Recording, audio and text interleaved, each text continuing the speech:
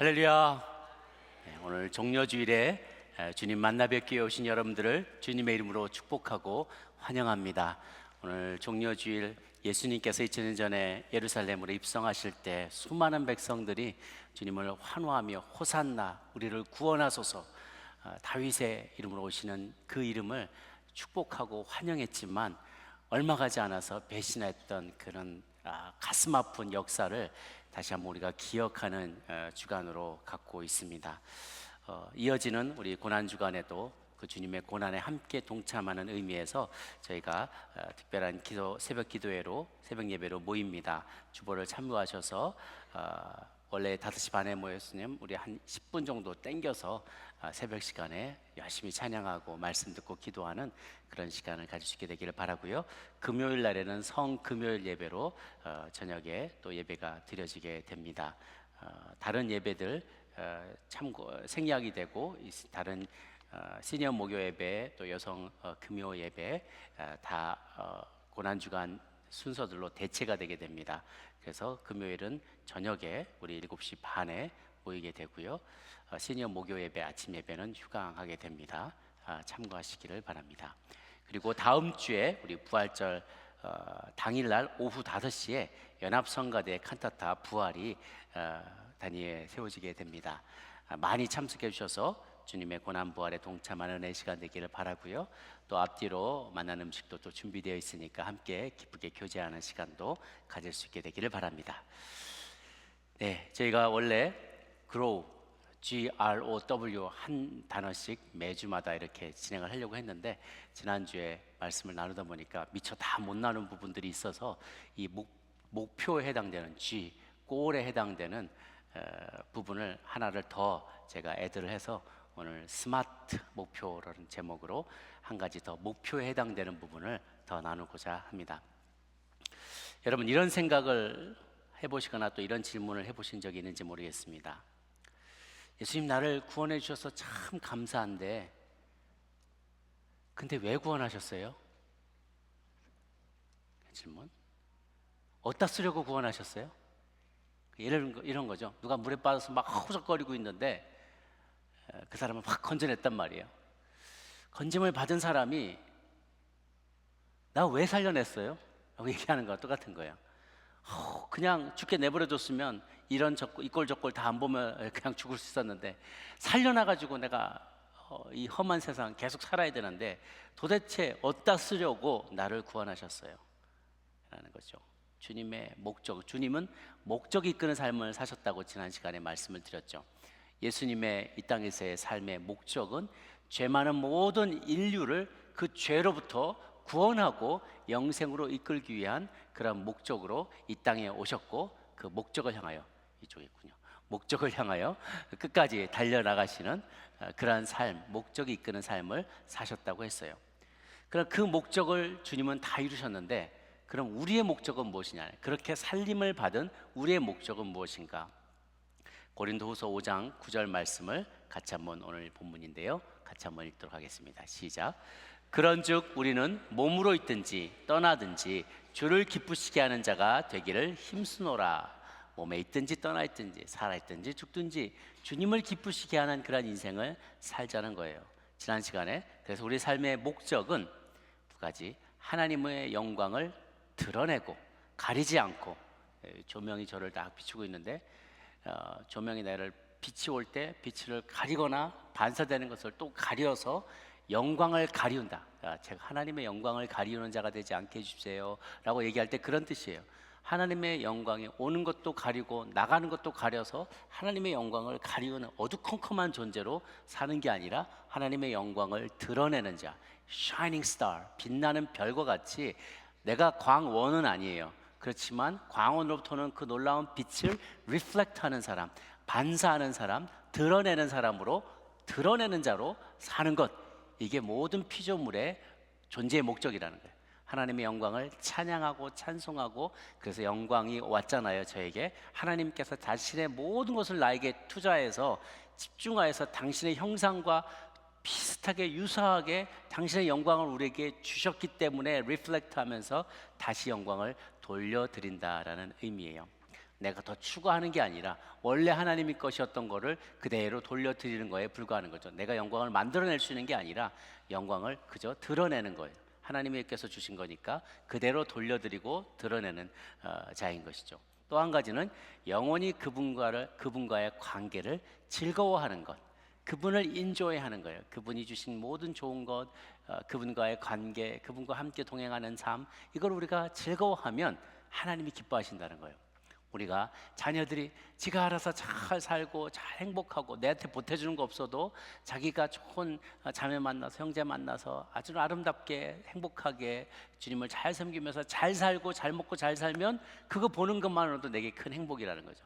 하나님은 우리가 하나님을 인조이하기를, 하나님이 창조하신 이 세상 가운데 행복하게 살면서 하나님을 잘 섬기고 서로 사랑하고 섬기는 그 모습을 보는 것을 즐거워하세요.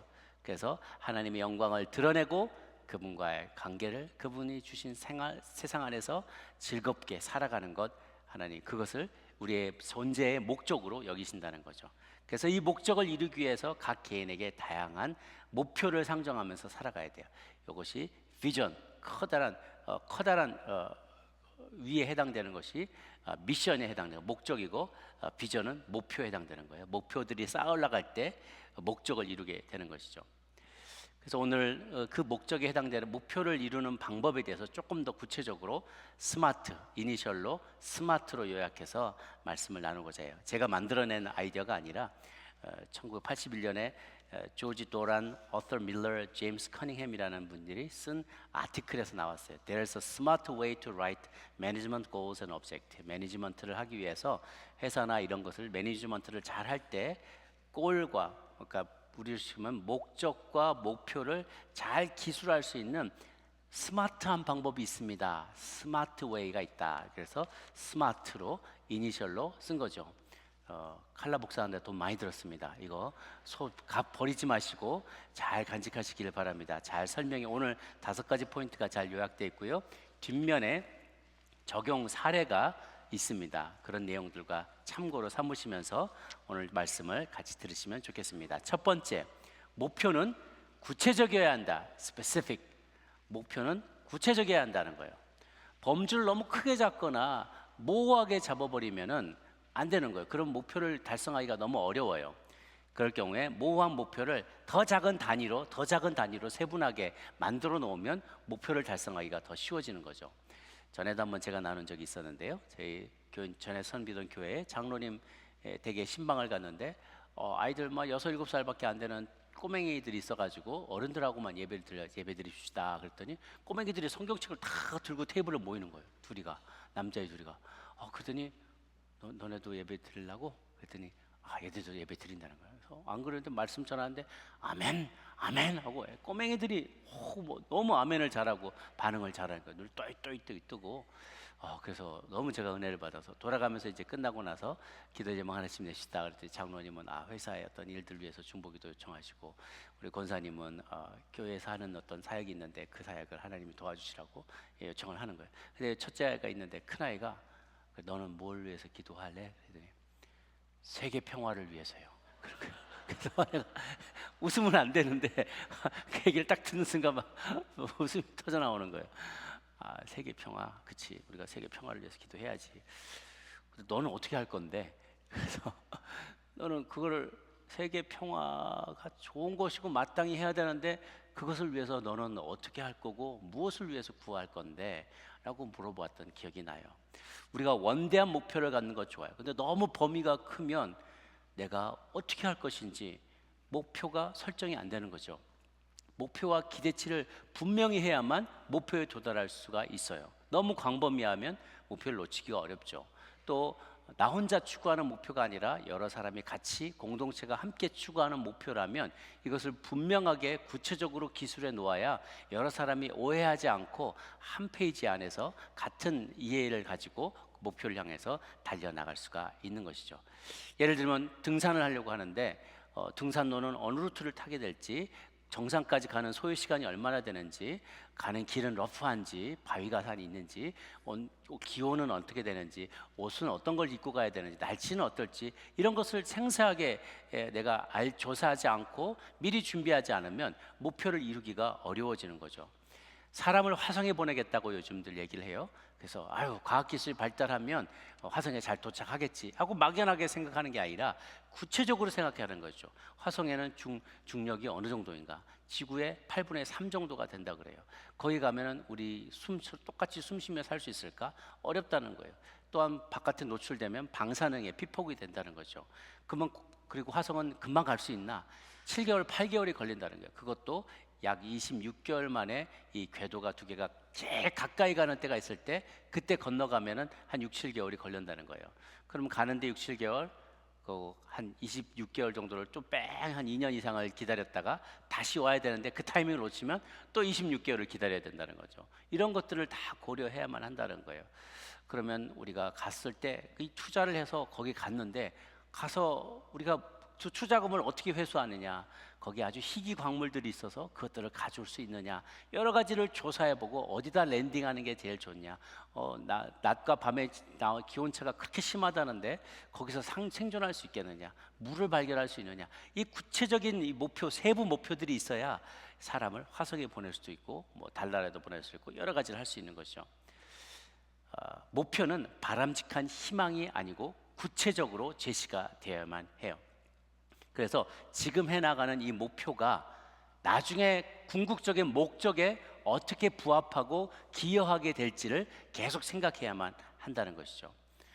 하나님의 나라를 확장하십시다 라고 크게 얘기는 했는데, 그거는 큰 얘기, 거대 담론이고, 하나님 나라를 그러면 어떻게 확장하느냐, 이렇게 하는 게 대안이 될 수 있겠죠.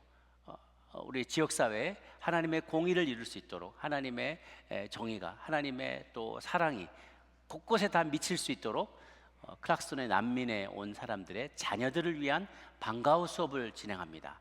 SAT를 가르치겠습니다. 그 아이들에게 영어를 무료로 가르쳐 주겠습니다. 과학을 가르쳐 주겠습니다. 대학생들 이렇게 발런티어를 하면 이거는 굉장히 구체적인 계획이 되는 거죠. 실제로 NGO 중에 그렇게 하는 단체가 있어요. 지난번에 제가 잠깐 소개를 해드렸는데, 이 아이들이 왔는데 영어를 못한단 말이에요. 그 아이들이 학원을 다닐 수도 없고 어떻게 따로 할 수 없을 때 대학생들이 발런티어해서 아이들 SAT 지도도 해주고 열심히 가르쳐줘요. 이게 하나님의 나라를 확장하는 구체적인 방법 중에 하나가 되겠죠. 세계 평화를 이루자. 만약 아까 그 아이가 정말로 세계 평화를 이루기를 실천하기를 원한다면, 예를 들면 지금 같은 우크라이나, 러시아가 우크라이나를 침공해서 침공당한 나라의 백성들과 아이들이 어려운 시간을 보내요. 그럼 그 아이들을 위해 우리가 학용품을 아껴서 보내줍시다. 혹은 우리 아이들이 다 같이 또래의 친구한테 위문 편지 같은 거, 힘내라고, 용기 내라고 편지 하나씩 써서 보냅시다. 이것이 세계 평화를 위한 작은 노력이 될 수 있는 것이죠. 예수님의 형상을 닮은 제자로 삽시다. 제자로 사는 방법이 여러 가지 있는데 그냥 이렇게 얘기하면 느낌이 확 오지 않고 내가 뭘 실천할 수 있는지가 없다는 거죠. 감사를 실천하는 사람이 됩시다. 하루에 10번 감사를 표현합시다. 잘못한 일 있을 때 반드시 미안하다고 말합시다 라고 하면 제자된 삶의 한 부분을 쓰는 것이겠죠. 우리가 다음 세대를 세우는 교회가 됩시다 라고 얘기하고 아무것도 실천 사항이 없어요. 구체적으로 없어요. 그러면 안 된다는 거예요. 우리가 재정의 몇 %를 반드시 다음 세대 교육을 위해 새로운 사역자를 고용하는 일에 투자합시다. 혹은 다음 세대가 쓸 건물을 구입하는데, 혹은 그들을 위한 프로그램에, 혹은 어떤 교보제를 만드는 일에, 어떤 자료 미디어를 구입하는 일에 씁시다 라고 딱 이야기한다면 이건 굉장히 구체적인 계획이 되는 거예요. 우리가 열심히 선교에 힘씁시다. 다 선교에 힘써요. 그거 어떻게 할 거냐? 내가 3년 안에 반드시 휴가를 내어서 중남미로 혹은 케냐로 어디든지 제가 단기 선교에 참여하겠습니다 라고 말할 수 있고요. 혹은 내가 히스패닉 선교를 위해서 매주 1시간씩 스페니쉬를 공부하겠습니다. 혹은 서바이벌 히스패닉, 아니면 복음 전도하는데 꼭 필요한 히스패닉 단어들을 내가 외우겠습니다. 이렇게 한다는 게 이게 구체적인 선교의 내용이죠. 새가족 정착에 힘쓰겠습니다. 그냥 막연하게 힘쓰겠다는 게 아니라 처음 뵌 분을 만나면 먼저 가서 미소 지으며 인사하겠습니다. 이게 매우 구체적인 실천 방안이 된다는 것이죠. 목표는 구체적이어야만 합니다. 두 번째, measurable, 목표는 측정이 가능해야만 합니다. 목표를 달성했는지 안 하는지 우리가 알 수가 없어요. 이게 탁 하고 가운데를 맞으면 10점이고 10점, 여기 10점. 옆으로 떨어지면 9점, 8점, 7점 measurable해요. 측정이 가능하죠. 그런데 그저 우리가 이래도 좋고 저래도 좋고 마음으로 그렇게 한다. 이게 마음으로 하는 것처럼 애매한 게 없어요. 그래서 목표를 측정할 수 있고 평가할 수 있어야 돼요. 그래야 스스로에게 혹은 그것을 성취한 사람에게 격려할 수 있고 또 그 사람에게 보상할 수 있고 또 그것을 다른 이들에게 간증으로 보여줄 수가 있는 거예요. 그래서 공동체나 측정할 수 없으면 관리할 수 없다. 피터 드러커가 한 말인데요. 측정할 수 없으면 미래학자예요. 그가 이렇게 얘기해요. 측정할 수 없으면 관리할 수 없다. 그래서 공동체나 개인의 목표는 정량화되어야 될 필요가 있습니다. 그 후에 진보한 만큼의 결과를 공유하고 간증할 수 있고 그것을 들은 이들이 도전받고 힘을 얻게 되는 것이죠. 많은 이들이 외형적인 성과를 거둔 사람들에 대해서 되게 어떻게 보면 한국 사회에서 그런 경향이 있어요. 크면 다냐, 뭐 숫자만 많으면 다냐, 어떤 결과가 막 이렇게 좋으면 되냐.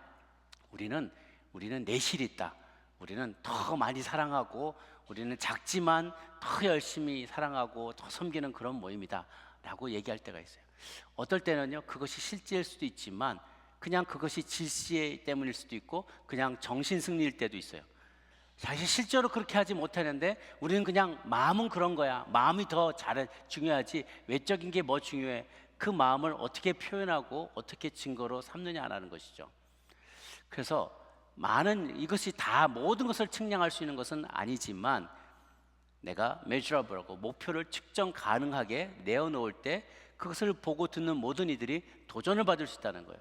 간증을 듣고 마음에 깨달음을 얻을 수 있다는 거죠. 내가 언제 한번 성경 다 읽지 이게 아니라 매일 아침 시간에 나는 성경을 매일 2장씩 읽겠다 이런 거예요. 기회가 되는 대로 믿지 않는 사람 전도하겠다 이게 아니라 1년에 친구나 동료나 고객이나 이웃이나 동창 중에서 2명은 내가 반드시 전도하겠다. 이것이 구체적인 목표가 되는 거예요. 측량 가능한 목표가 되는 것이죠. 내가 마음으로는 여러 사람 전도했어. 그냥 그렇게 이게 마음으로만이 아니라 구체적인 액션으로 나타나는 것이 필요하다는 거예요. 제가 5월 1일 날 맞춤 전도 집회 운동 스포츠 선교의 일환으로 맞춤 전도 집회를 준비하고 있는데요. 여러분 가운데 많은 분들을 좀 보내주시기를 바랍니다. 그래서 여러분 1년이 가도 한 사람에게도 복음을 전하지 않았다면 정말 나는 주님 앞에서 미안한 마음을 가져야 돼요. 그런 노력을 해야 돼요. 내가 마음은 앞서는데 이게 뭐라고 끼울지 실제로 구체적으로 창피해도 괜찮아요. 내가 그거 전하다가 거절당해도 괜찮아요. 주님을 위해서 내가 그 정도도 못하겠어요. 거절당할까봐 또 나를 이상하게 볼까봐 그런 대가지불 없이 영혼을 살릴 수가 없거든요. 여러분 한 영혼이라도 주께로 이끌어올 수 있도록 우리 맞춤 전도 집회 여러분도 좀 많이 헌신해 주시기를 바랍니다. 내가 열심히 봉사하는 삶을 살겠다 막연해요. 대신에 교회에서 가장 드러나지 않고 힘든 곳에서 내가 2년 이상 봉사하겠다 이렇게 다짐할 수 있죠. 뭐 교사로 섬길 수도 있고 주방에서 봉사할 수도 있고 아니면 시니어 라이드를 드리는 아파트 라이드 운전으로 봉사할 수 있고 주차 봉사도 할 수 있고 화단에 물 주는 걸로 새벽에 본당에 문 여는 걸로 여러 방법으로 내가 봉사할 수 있는데 잘 드러나지 않는 것 그런 곳에 내가 열심히 헌신할 수 있다는 거죠. 이렇게 말하면 오늘부로 내 모든 나쁜 습관을 다 끊을 거야. 이건 막연하고 이게 측정이 가능하지 않아요. 그 대신 제가 얼마나 이게 실현 가능할지 모르겠지만 만약 여러분이 중에 꼴초가 있으시다면 담배 피우는 횟수를 하루 딱 한 번으로 줄이겠다. 하루 딱 한 개 피. 그게 힘든 건지는 잘 모르겠어요. 술을 많이 마시는 분은 일주일에 술은 토요일 오후에 딱 세 잔만 내 마신다. 그럼 좀 많이 줄인 게 아닐까 생각하는데 많이 드시는 분한테는 혹은 인기 드라마를 밤새워 보시는 분한테는 내가 인기 드라마 시청, 넷플릭스 시청은 토요일에 한 번 1시간만으로 제한한다. 혹은 이 고난주간 동안에는 내가 아예 안 본다. 이렇게 measurable하게 측량이 가능하게 제한하거나 결단하는 게 필요한 거죠. 어떤 분은 이제 정리를 잘 못하는 분이 언젠가 내가 저 방 한번 뒤집지. 내가 한번 뒤집는다. 참고 내가 언제 한번 뒤집을게. 언제는 오지 않는다는 거예요. 그러면 하루에 아멘 할렐루야. 남편분이 그러시나 봐요. 하루에 하나씩 내가 안 쓰는 물건 정리한다. 이건 가능하잖아요. 이건 버리지 마시고요. 이런 거 다른 거 그냥 안 쓰는 건데 이거 언젠가 정리하지가 아니라 하루에 하나 내가 정리하는 거. 하루 내가 안 쓰는 거 버리는 거, 내가 남는 거 남 주는 거, 이런 거. 제가 아주 좋은 걸 하나 썼어요. 실천 방안. 가장 좋은 것 여분의 것을 이웃과 나누기. 음식, 가구, 의류, 정보, 헌혈.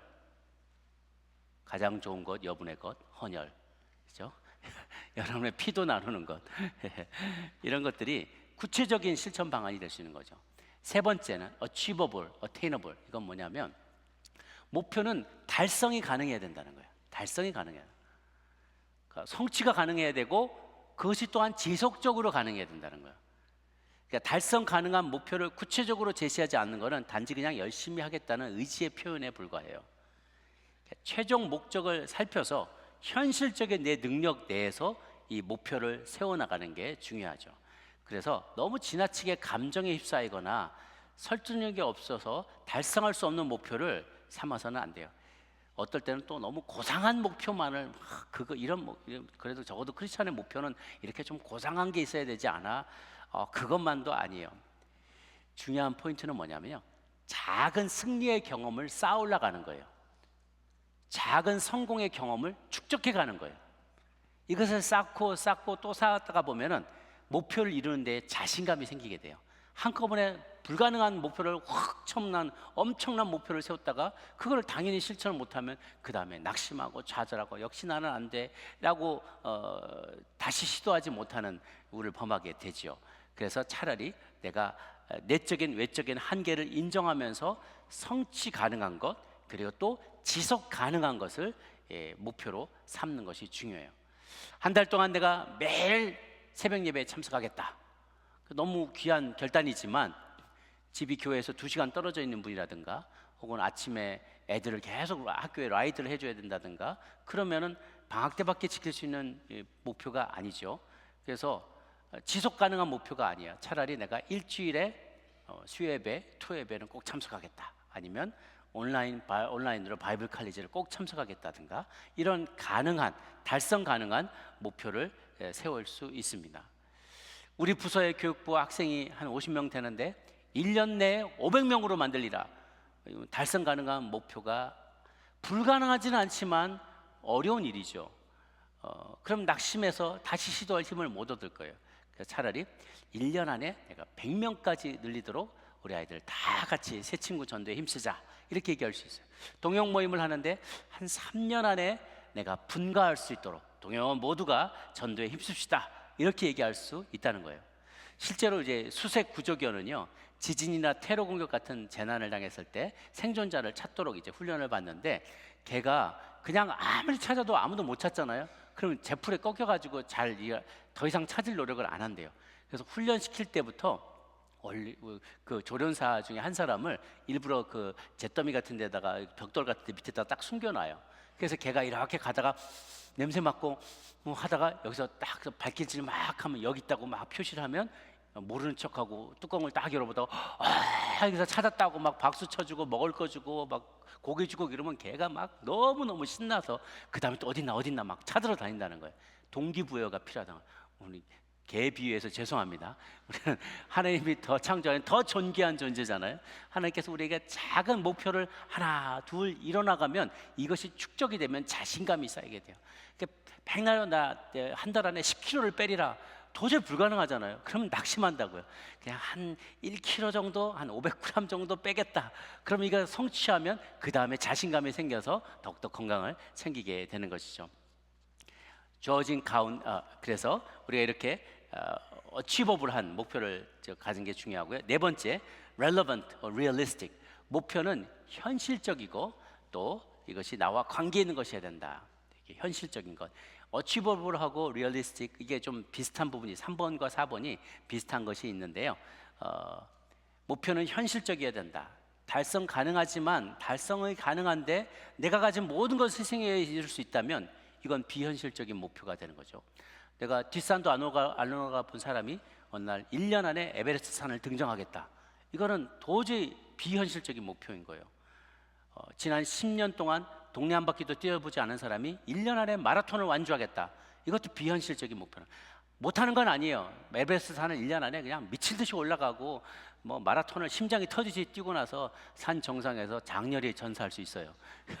그러나 그거는 비현실적인 거라는 거죠. 그거란 말은 어치브할 수 있지만 이거를 달성할 수 있지만 다른 모든 걸 완전히 다 희생해야 된다는 거예요. 그러니까 이거는 비현실적인 목표가 되는 것이죠. 그래서 앞부분에 달성 가능하다는 게 어떤 정량적인 목표 관련된다면 이 리얼리스틱하다는 거는 인적인 배치나 역량이나 자원의 배치 이런 것들이 너무 무리하지 않게 몸이 상하지 않게 이것을 이룰 수 있느냐 그런 면에서 현실적이냐 비현실적이냐를 따지는 거죠. 그러면 이런 건 되겠죠. 1년 안에 내가 스톤 마운틴 정상까지 속보로 30분 안에 완주한다. 그건 가능하지 않을까요? 그게 가능하다고 인터넷에 나와 있더라고요. 그 정도까지는 할 수 있다고. 매년 한 10km 정도씩 달리기를 늘려가서 5년 내에 뉴욕 마라톤에 도전한다. 조금 젊은 분들은 그게 좀 가능할지 모르겠어요. 이렇게 리얼리스틱한 목표를 잡는 거죠. 5번째, 타임 바운드. 목표는 완료 기한이 있어야 된다는 거예요. 언제까지 하겠다는 목표가 있어야 돼요. 기한을 두는 게 굉장히 중요하고요. 최종 목표 이룰 때까지 단계별 목표를 만들어도 괜찮아요. 그래야 중간 과정에서 지연되지 않고 딴 길로 새지가 않게 되죠. 예를 들면 이렇게 될 수 있어요. 내가 하는 윙가게나 혹은 세탁소나 혹은 뭐 카페가 굉장히 사람들이 많아요. 손님들이 많아졌어요. 성공적이에요. 그러면 내가 이 레시피나 어떠한 이거 사업하는 거를 매뉴얼 해가지고 체인으로 만들겠다. 전국 체인으로 만들겠다. 3년마다 브랜치를 하나씩 늘려가겠다. 뭐 이런 목표를 세울 수 있죠. 시간을 주고 계속 구체적으로. 혹은 모든 매장에 5년 내에 신체 장애가 있는 분들을 5명씩 정규 직원으로 채용하겠다. 그런 것도 메저러블한 거죠. 크리스찬으로서 할 수 있는 거예요. 그리고 10년 내에는 그 숫자를 2배로 늘린다. 이렇게 할 수 있고요. 혹은 내가 가게들 여러 개 하면 매장 전체에서 나온 순수입의 3%를 지역의 가난한 흑인들과 히스패닉 학생들을 위해 장학기금으로 쓴다. 혹은 성공적으로 되면 20년 내에 5%로 올린다. 이런 것들이 내가 사업하거나 여러분 어떤 비즈니스를 하시면서 가져볼 만한 구체적인 완료 기한이 있는 목표가 될 수 있겠죠. 전체적으로 일별, 월별, 분기별, 년별로 우리가 나눠서 할 수가 있어요. 그래서 내 삶을 변화시키는 것은 나의 의지가 아니라 성공할 수 있는 시스템을 구축한다는 거예요.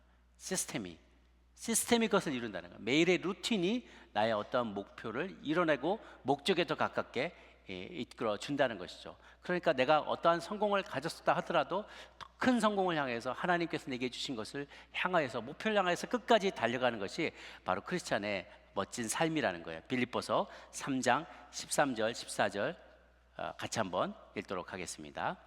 시작. 형제들아, 나는 아직 내가 잡은 줄로 여기지 아니하고 오직 한 일, 즉 뒤에 있는 것은 잊어버리고 앞에 있는 것을 잡으려고 표대를 향하여 그리스도 예수 안에서 하나님이 위에서 부르신 부름의 상을 위하여 달려가노라.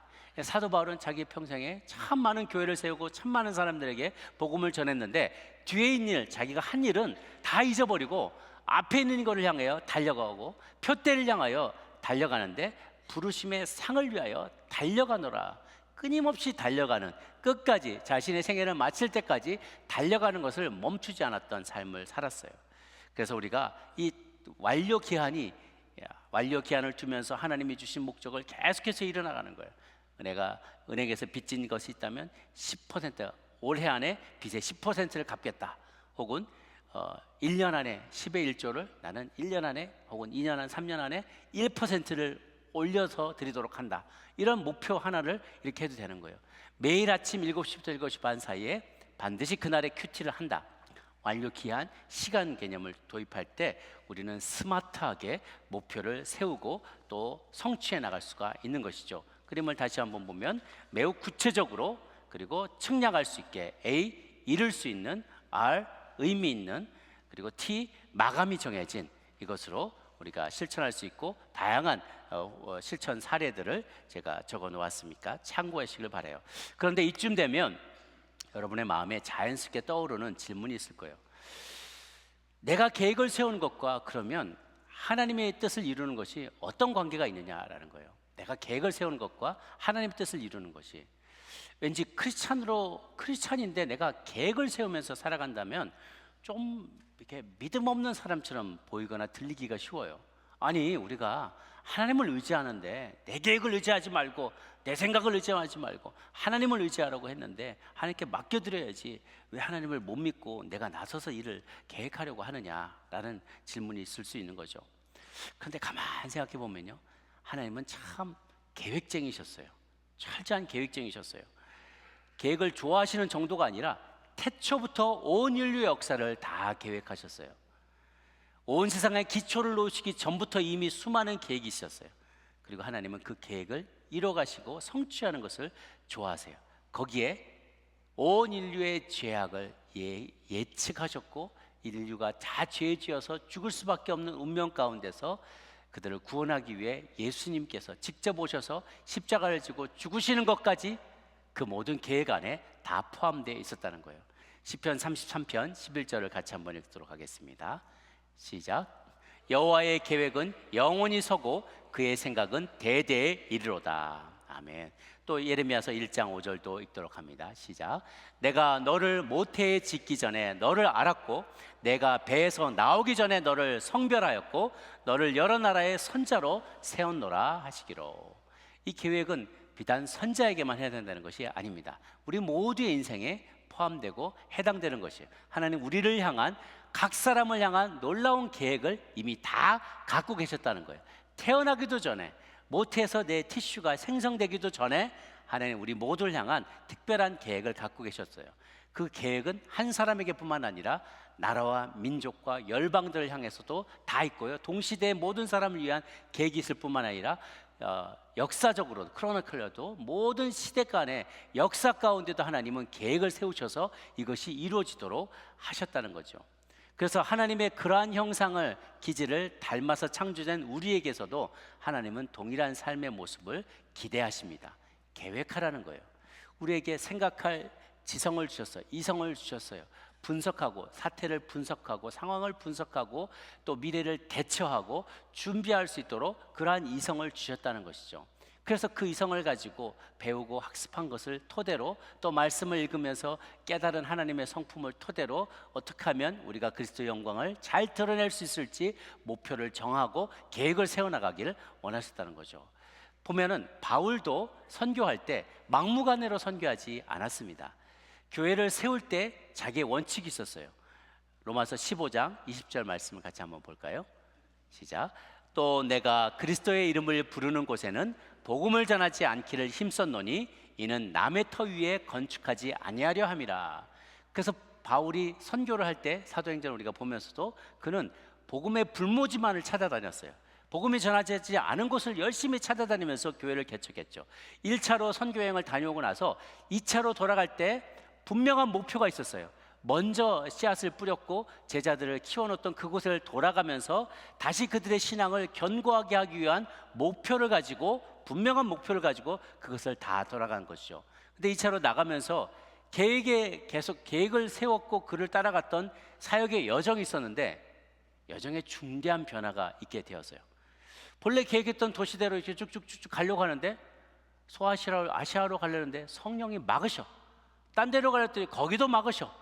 여기도 못 가고 저기도 못 가고 우물쭈물하고 있는 사이에 환상을 보았는데 마게도니아에서 한 사람에서 건너와 우리를 도우라 라고 그를 통하여 성령님이 말씀하신 거예요.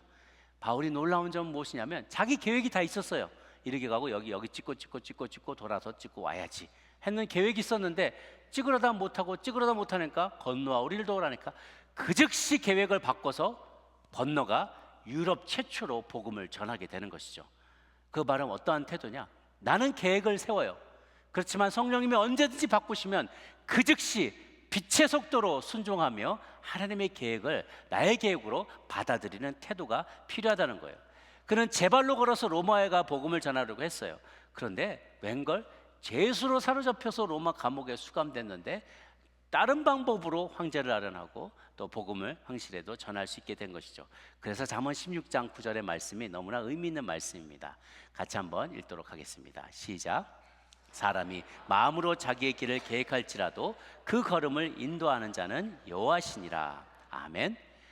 내가 최선을 다해서 계획을 세울 수 있습니다. 내가 가진 지식과 경험과 모든 것을 집약해서 계획을 세울지라도 그 발걸음을 인도하는 분은 주도권이 하나님께 있다는 거예요.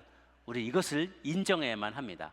하나님은 우리가 계획 세우기를 원하지만 하나님을 떠나서 독자적으로 내 마음대로 내 뜻대로 계획 세우기를 원하지 않으세요. 어떤 계획을 세우더라도 if God allows, 하나님께서 허락하신다면, 주께서 허락하신다면 주의 뜻이거든 이루어지이다. 이곳에도 갈 수 있고 이곳에서도 허락하시면 이것도 행하고 저것도 행하리라 라고 고백할 수 있어야만 해요. 그래서 사람의 계획과 하나님의 인도하심에 대한 태도를 따라서 이렇게 한 4가지 정도로 나눠볼 수가 있을 것 같아요. 어떤 사람은 계획도 안 하고 기도도 안 하는 사람이 있어요. 이 사람은 악하고 게으른 종이에요. 계획만 하고 기도하지 않는 사람, 이거는 악하고 부지런한 종이에요. 계획을 않고 기도만 하는 사람이 있어요. 착한데 게으른 종이에요. 계획도 하고 기도도 하는 사람은 착하고 부지런한 종입니다. 여러분 모두가 착하고 부지런한 종이 되기를 바라요. 아까 처음에 우리가 본문 읽었었던 마태복음 7장 7절 8절 말씀인데요, 거기 보면 구하라 그리하면 너에게 주실 것이요, 찾으라 그러면 찾아낼 것이요, 문을 두드리라 그러면 너에게 열릴 것이다. 구하는 이마다 받고 찾는 이가 찾고 두드리는 이에게 열릴 것이다 라고 했어요. 그것이 바로 구하고 찾고 두드리는 것이 계획도 하고 기도도 하는 거예요. 계획하고 실천하는 것은 인간적으로 내가 할 수 있는 거예요. 기도하고 기다리는 것은 하나님의 뜻을 구하는 것이죠. 이 2가지가 함께 가야 착하고 충성된 종이 될 수 있는 것이죠. 잠언 20장 18절을 2가지 번역본으로 제가 소개했는데요, 첫 번째 보면은요 18절에 계획은 사람들의 뜻을 모아서 세우고 전쟁은 전략을 세워놓고 하여라 라고 표준세 번역인데요, 그 다음 공동번역에는 이렇게 돼 있어요. 중의를 모아 세운 계획이라야 이루어진다. 싸우려거든 먼저 작전을 잘 세워라. 이런 의미로 하나님께서 잠언에 말씀해 주었어요. 목표를 이루기 위해 우리의 최선의 계획을 세웠어도 실패할 수 있습니다. 그런데 내가 원하는 목표를 이루지 못했다고 해서 반드시 내 계획이 실패한 것은 아니에요. 나의 계획을 초월하는 하나님의 능력이 거기 있을 수 있기 때문에 성공적인 실패가 될 수 있는 것이죠. 내 눈에는 실패처럼 보여도 하나님의 계획이 큰 그림 안에는 그게 또 다른 성공의 런칭하는 패드가 될 수 있는 거예요. 이거를 밟고 도약해서 궁극적으로 성공에 이를 수 있는 것이죠. 아까 말씀드린 것처럼 중요한 것은 나의 계획과 다른 하나님의 계획 뜻을 깨닫는 순간 빛의 속도로 순종하며 나의 계획을 수정하는 것, 이게 진정한 크리스찬의 태도라 할 수 있겠습니다. 에스더 4장 14절에 모르드게가 이렇게 에스더에게 이야기합니다. 함께 읽겠습니다. 시작. 내가 왕후의 자리를 얻은 것이 이때를 위함이 아닌지 누가 알겠느냐 하니라. 에스더는 어쩌면 자기는 그렇게 생각할지 몰라요. 내가 왕후의 자리에 오른 것이 참 내가 유대인으로서 이렇게 이방에 와서도 이렇게 잘 되면서 많은 동족들 가운데 희망이 되고 용기를 북돋아주고 하나님의 영광을 이렇게 내가 살면서 여러 가지 통치 작업에 함께 도와드리면서 내가 하나님의 영광을 드러낼 수 있겠지, 이게 자기 플랜일 수 있어요.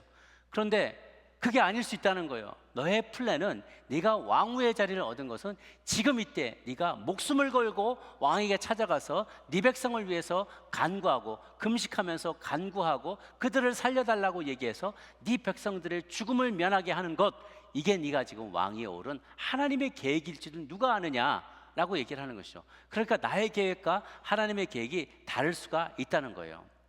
여러분, 꿈만 꾸는 사람은 꿈도 이루지 못합니다. 그런데 꿈을 꾸지만 계획하고 실천하는 사람은 자기 꿈을 이룰 수 있어요. 그런데 더 나아가서 꿈도 꾸고 계획도 하고 실천도 하지만 하나님의 계획을, 하나님의 뜻을 깨닫는 순간 그 계획을 바로 수정할 줄 아는 사람은 하나님의 꿈을 이뤄드릴 수 있는 사람들이 될 것입니다.